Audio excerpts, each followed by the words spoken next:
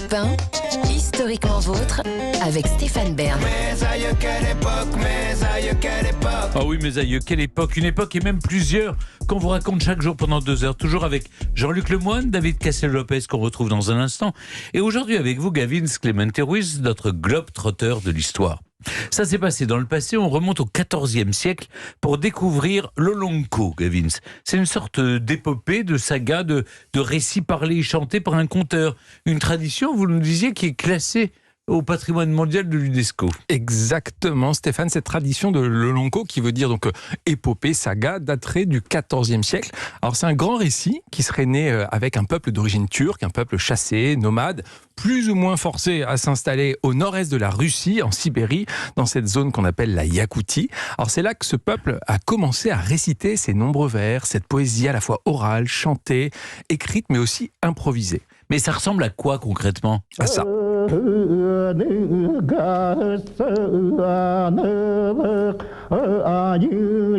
Vous l'entendez ? L'Olonco, ce sont des textes. Là, c'est évidemment un court extrait, mais les textes font quelques milliers de vers. Parce qu'on a l'impression que c'est le même mot qui est prononcé oui, tout mais le non, temps. mais non, ça peut aller jusqu'à 36 000 vers. Ah oui. La moyenne, c'est 10 à 15 000, racontés par un poète, chanteur, qu'on vient d'entendre, en 2 parties. Alors, il y a la partie versifiée, chantée, et une autre partie en prose, qui raconte différents récits. Alors, ces récits, qu'est-ce qu'ils racontent ? Des épopées guerrières, des légendes divines, l'histoire d'animaux magiques, tous propres au peuple yakoute. Et l'Olonco, c'est pas un texte figé dans le marbre, c'est comme les autres épopées, l'Iliade et l'Odyssée, par exemple. Non, pas du tout. En fait, c'est vraiment une forme orale qui évolue avec le conteur, qui est né dans les familles, souvent chassées et nomades, et qui évolue avec le temps. Mais si c'est une tradition orale, comment ces textes nous sont parvenus ? C'est une chance, ça aurait pu disparaître ? Exactement, Jean-Luc, c'est au XVIIIe et au XIXe siècle en fait, qu'on a pu découvrir la richesse de ces textes, les étudier aussi grâce à l'exploration de ces terres en Sibérie par les Européens, par les Russes aussi, pour d'autres raisons, peut-être plus politiques, plus guerrières. Certaines versions ont même été retranscrites pour pouvoir les étudier. En 2008, l'Olonco a été inscrit, on l'a dit, au patrimoine culturel immatériel de l'UNESCO. De quoi, aujourd'hui, peut-être attirer un peu plus l'attention sur cette pratique très éphémère qu'on évoque aujourd'hui. Et concrètement, comment se déroulent ces séances de récitation ? Il y a un moment particulier pour cela ? Alors non, il n'y a pas d'occasion. C'est un acteur qui vient, qui est aussi chanteur, qui s'assoit devant un public très attentif.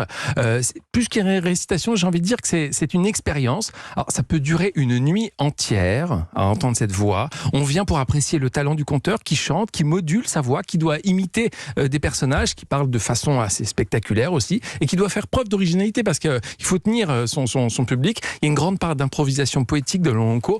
Je ne vais pas vous dire que c'est l'équivalent du stand-up comme vous lu aujourd'hui, ni un one-man show, mais ça ressemble peut-être dans une façon de capter l'attention du public. En fait, c'était une occasion de se retrouver entre amis ou en famille. Exactement, c'est ça. C'est un peu comme les veillées, vous savez, les veillées de nos anciens oui. Au coin du feu, qui racontaient des histoires, les histoires de nos aïeux, pour se faire peur aussi et pour se souvenir. Un détail près, c'est que là, ce chant, ce récit, il n'est pas que nostalgique. C'est aussi une lutte. C'est la lutte d'un peuple opprimé, d'un peuple qui doit réagir contre une situation politique difficile, une situation aussi climatique, rigoureuse. N'oublions pas, on est en Sibérie, il peut faire parfois bien moins en dessous que 0 degré. Et bref, c'est une façon de se tenir chaud. Exactement.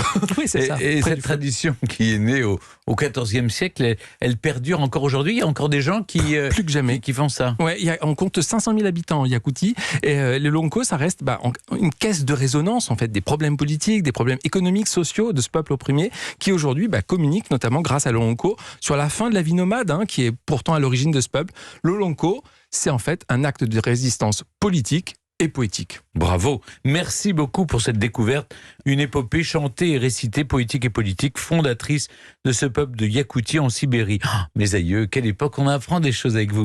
Dans un instant, c'est le début de la fin, le début tout court. Avant de partir, on remonte aux origines avec David Castel-Lopez et son instrument magique, le thérémine.